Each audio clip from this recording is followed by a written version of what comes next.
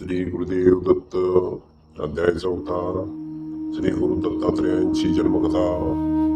श्री गणेशाय नमः.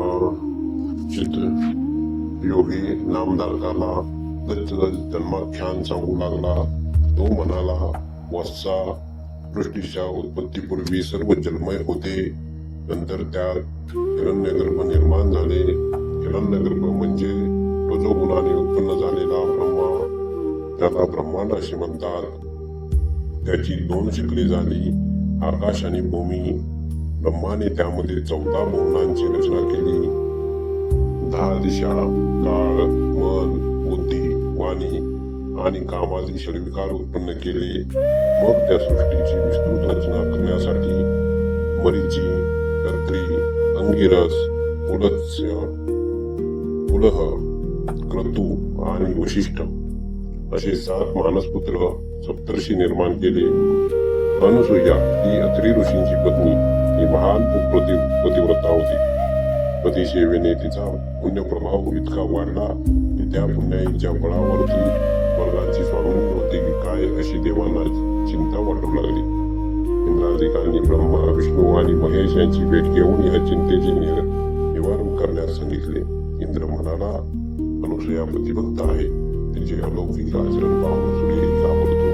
तिला त्रास होऊ नये म्हणून अग्नी, वायू, पृथ्वी हे सर्व सौम्य होतात. तिला उपद्रव झाल्यास ती आम्हाला शाप देईल अशी सतत भीती वाटते. यावर काहीतरी निश्चित उपाययोजना करावी.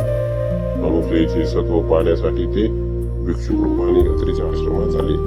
त्यावेळी अत्री ऋषी अनुष्ठानासाठी बाहेर गेले होते. आश्रमात अनुसूया एकटीच होती. त्यांनी तिला हात मारले व म्हणाले, आम्ही ब्राह्मण अतिथी खूप गेलेलो आहोत.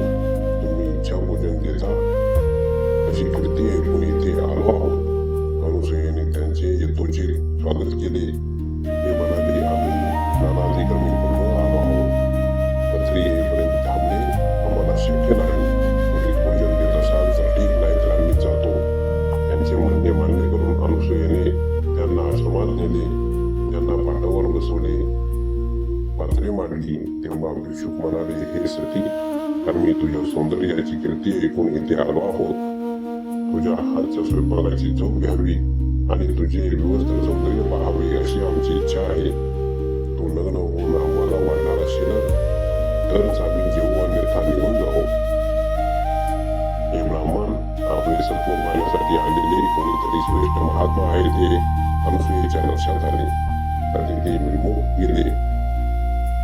तर पतीच्या आज्ञेचे उल्लंघन वस्त्र होऊन वाढावे तर पतिव्रतेचा धर्म मोडतो. प्रसंग बिकट आहे.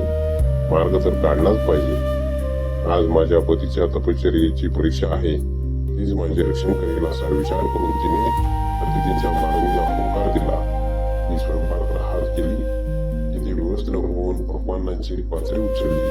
तो माझ्या पतीची तपश्चर्या श्रेष्ठ असेल तर हे तिने अतिथी लहान बालके होतील असे म्हणून ती बाहेर आली. तर काय आश्चर्य, त्या भिक्षुकांची तान्ही बालकी झाली. ती भुकेने व्याकुळ होऊन रडू लागली. अनुसूया अचंबित झाली. मग स्वतःला सावरून वस्त्रे नेसून आली. मात्र सुलभ वात्सल्याने तिला पाळणा फुटला. तिने एकेकाला मांडीवर घेऊन त्यांना स्तनपान दिले. ती इथली देवांची माता झाली. तिने तिघांना माहू घातले आणि पाण्यात घालून निजवले.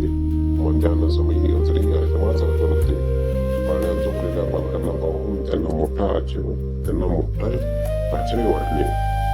अनुसूयेने त्यांना सर्व वृत्तांत सांगितला. अत्रीने सर्वज्ञानाने व अंतर्ज्ञानाने त्यांची स्वरूप खोल झाली. बाळरूपातील त्रिदेवांना वंदन केले. तेव्हा ते तिघेही आपले बाळरूप तसेच ठेवून निज रूपात प्रकट झाले. त्यांनी अत्री व अनुसूयेची प्रशंसा केली आणि वर मागण्यास सांगितले.